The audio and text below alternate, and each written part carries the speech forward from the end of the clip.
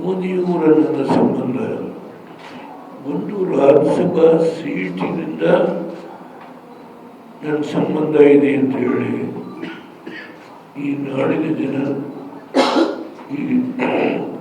ಈ ರಾಷ್ಟ್ರದ ಜನರು ತಿಳ್ಕೊಳ್ಬಾರ್ದು. 1914 ಹೌದು, ಅವರು ಮೊದಲನೇ ಬಾರಿಗೆ ಲೋಕಸಭೆ ಚುನಾವಣೆಯಲ್ಲಿ 286 ಸೀಟನ್ನು ಗಳಿಸಿ ಸ್ವಂತ ಶಕ್ತಿಯಿಂದ ಅಧಿಕಾರಕ್ಕೆ ಬರಬಹುದಾಗಿತ್ತು. ಆದರೂ NDA ಸ್ನೇಹಿತರನ್ನೆಲ್ಲ ಸೇರಿಸಿ ಸರ್ಕಾರ ಮಾಡಿದೆ. ನಾನು ಅವರು ಮುಖ್ಯಮಂತ್ರಿ ಆಗಿದ್ದಾಗ ಗೋಧರಾ ಪ್ರಕರಣದ ಬಗ್ಗೆ ಬಹಳ ಕಠಿಣವಾಗಿ ನಾನು, ಚಂದ್ರಬಾಬು ನಾಯ್ಡು ಅವರು ಕಠಿಣವಾಗಿ ಆ ವಿಷಯದಲ್ಲಿ ನಮ್ಮ ಭಾವನೆಯನ್ನು ವ್ಯಕ್ತಪಡಿಸಿದ್ದರು. ಅದಾದಮೇಲೆ ಅವರು ಪ್ರಧಾನಮಂತ್ರಿ ಆದಮೇಲೆ ಮೊದಲನೇ ಬಾರಿಗೆ ನನ್ನ ಅವರ ಭೇಟಿಯಾಯಿತು. ಅದು ಹಿಂದೆ ಹೇಳಿದ್ದೇನೆ. ಅಲ್ಲಿಂದ ನನ್ನ ಸಂಬಂಧ ಮೋದಿಯವರ ಜೊತೆ ಒಂದು ರಾಜ್ಯಸಭಾ ಸ್ಥಾನಕ್ಕೋಸ್ಕರವಾಗಿ ನಮ್ಮ ಸಂಬಂಧ ಕಳೆದ 10 ವರ್ಷದಲ್ಲಿ ಅದು ಬೆಳೀಲಿಲ್ಲ. ವೈಯಕ್ತಿಕವಾಗಿ ನನ್ನ ಅವರ ಸಂಬಂಧ ಕಳೆದ 10 ವರ್ಷದಿಂದ ಈ ದೇಶದಲ್ಲಿ ನಾನು ಯಾವುದೇ ಸಂದರ್ಭದಲ್ಲಿ ಮೋದಿಯವರ ಬಗ್ಗೆ ಆಗಲಿ, ಅವರ ಆಡಳಿತದ ಬಗ್ಗೆ ಆಗಲಿ ನನ್ನ ಭಾವನೆಯನ್ನು ಹೇಳುವಾಗ ನಿರ್ಭಯವಾಗಿ ಹೇಳಿದ್ದೇನೆ. ಕಾಂಗ್ರೆಸ್ ಹಿಂದೆ ಹೇಗೆ ನಡ್ಕೊಂಡಿದೆ, ಅದಕ್ಕಿಂದೆ ಇದ್ದವರು ಹೇಗೆ ನಡ್ಕೊಂಡಿದ್ದಾರೆ, ಅದನ್ನು ವಿಶ್ಲೇಷಣೆ ಮಾಡುವಾಗ ಅದಕ್ಕೆ ಎಲ್ಲ ಉದಾಹರಣೆಗಳನ್ನು ಕೊಟ್ಟು ಮೋದಿಯವರ ನಾಯಕತ್ವಕ್ಕೆ ನಾನು ಸಮರ್ಥನೆ ಮಾಡಿದ್ದೇನೆ. ನಾನು ಈಗಾಗಲೇ ಹೇಳಿದ್ದೇನೆ, ಇಲ್ಲಿ ಕುಮಾರಸ್ವಾಮಿ ಸರ್ಕಾರ ತೆಗೆದಾಗ ನಾನೇ ಕುಮಾರಸ್ವಾಮಿ ಅವರಿಗೆ ನೀನು ಮೋದಿಯವರ ಜೊತೆ ಹೋಗು ಅಂತ ಹೇಳಿದಂತ ನಿಮ್ಮ ಮುಂದೆ ಆಗಲೇ ಹೇಳಿದ್ದೇನೆ. ನೀನು ಹೊಸದೇನಿಲ್ಲ. ಅದನ್ನು ನಮ್ಮ ಸಂಬಂಧ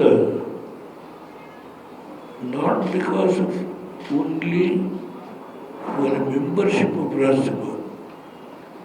It is a personal bondage between me and Modi from last 10 years. On all circumstances, I stood with Modi, I stood with the Prime Minister for the works that he has done in last 10 years to see that the country's development, all-round development, and much more than that. No, there are so many problems. India is a vast country, 145 crores population. So, now I don't think there is any other leader who can compete with Modi from my India. Let us be frank. So, not only the overall development of our country, he said in 2040 or 45, 5 trillion our economic growth ಆ ಹಂತಕ್ಕೆ ತಗೊಂಡು ಹೋಗಬೇಕು ಅನ್ನೋ ನಮ್ಮ ಆರ್ಥಿಕ ಶಕ್ತಿ, ಡಿಫೆನ್ಸ್ನಲ್ಲಿ ನಮ್ಮ ಶಕ್ತಿ ಎಷ್ಟು ಹೆಚ್ಚಾಗಿದೆ, ಹೀಗೆ ಹಲವಾರು ವಿಷಯ ಹೇಳಬಹುದು. ವಿದೇಶದಲ್ಲಿ ಇವತ್ತು ಮೋದಿಯವರನ್ನು ಒಬ್ಬ ನಾಯಕ ನಾಯಕ ಅಂತ ಗುರುತಿಸಿದ್ದಾರೆ. ಇದು ಬರೀ ನಮ್ಮ ದೇಶದಲ್ಲಿ ಅಷ್ಟೇ ಅಲ್ಲ, ಹೊರ ದೇಶದಲ್ಲೂ ಕೂಡ ಮೋದಿಯವರ ಬಗ್ಗೆ ಒಂದು ಎತ್ತರದ ಸ್ಥಾನ ಇದೆ. ಆ ಮಟ್ಟಕ್ಕೆ ಬೆಳೆದಿರತಕ್ಕಂಥ ವ್ಯಕ್ತಿ ಯಾರೂ ಇಲ್ಲ. ಅದನ್ನು ನನ್ನ ಅವರ ಸಂಬಂಧ ಕೇವಲ ಒಂದು ರಾಜ್ಯಸಭಾ ಸೀಟ್ಗೋಸ್ಕರ ಅಲ್ಲ, ಅದು ವೈಯಕ್ತಿಕವಾಗಿ ನಾನು ಅವರ ಜೊತೆ ನಿಕಟವಾದ ಸಂಬಂಧವನ್ನು ಬೆಳೆಸಿಕೊಂಡು ಬಂದಿದ್ದೇನೆ. ಆ ಸಂಬಂಧ ನಾನು ಸದಸ್ಯನಿಲ್ಲದೇ ಇದ್ದರೂ ಅದು ಮುಂದುವರ್ಕೊಂಡು ಹೋಗುತ್ತೆ. ಕೇವಲ ರಾಜ್ಯಸಭಾ ಸದಸ್ಯ ಸ್ಥಾನದಿಂದ ನಮ್ಮ ಸಂಬಂಧವಿತ್ತು, ಇಲ್ಲಿ ಮುಗಿದೋಯ್ತು ಅನ್ನೋ ಪ್ರಶ್ನೆ ಇಲ್ಲ. ಮುಂದೆ ಕೂಡ ನಮ್ಮ ರಾಜ್ಯಕ್ಕೆ ಸಂಬಂಧಪಟ್ಟಂಥ ಯಾವುದೇ ವಿಷಯ ಆಗಲಿ ನಾನು ಮೋದಿಯವರನ್ನು ಭೇಟಿ ಮಾಡಬಹುದು, ಪತ್ರ ವ್ಯವಹಾರ ಮಾಡಬಹುದು.